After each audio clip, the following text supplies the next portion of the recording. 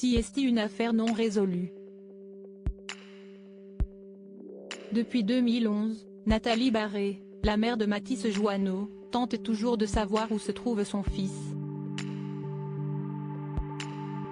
Si est-il au mois de septembre, à Caen, que le petit garçon alors âgé de 8 ans a été enlevé par son père Sylvain Joanneau. Pour retracer les faits, si est-il le 2 septembre que le petit garçon a été vu pour la dernière fois, en compagnie de son père, à Roselle, vers 20 h. Après avoir de nouveau obtenu son droit de garde et d'hébergement, Sylvain Joanneau a récupéré son fils à l'école vendredi soir puis a eu envie de l'emmener voir ses parents.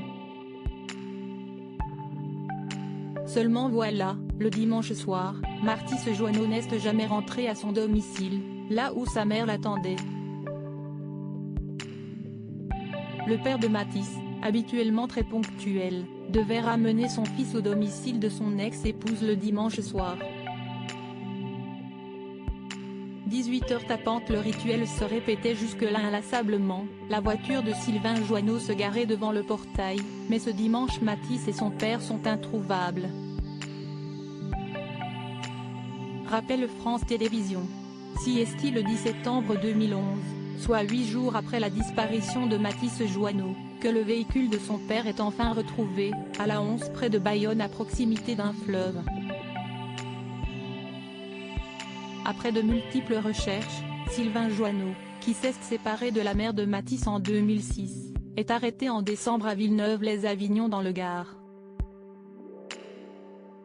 S'il a avoué ne pas avoir amené son fils comme il le devait, le père de famille refuse de dire où il a laissé Mathis et préfère rester derrière les barreaux.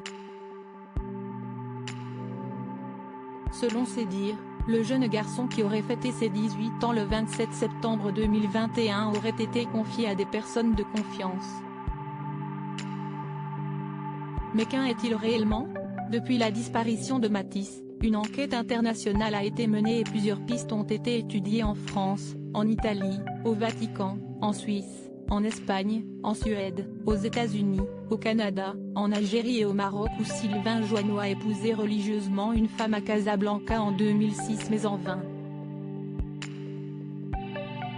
Disparition de Mathis Joanneau. Sylvain Joanneau condamné à 20 ans de prison après avoir mené des enquêtes de son côté et obtenu un rendez-vous avec Nicolas Sarkozy. Nathalie Barré n'a rien trouvé de probant concernant la disparition de son fils.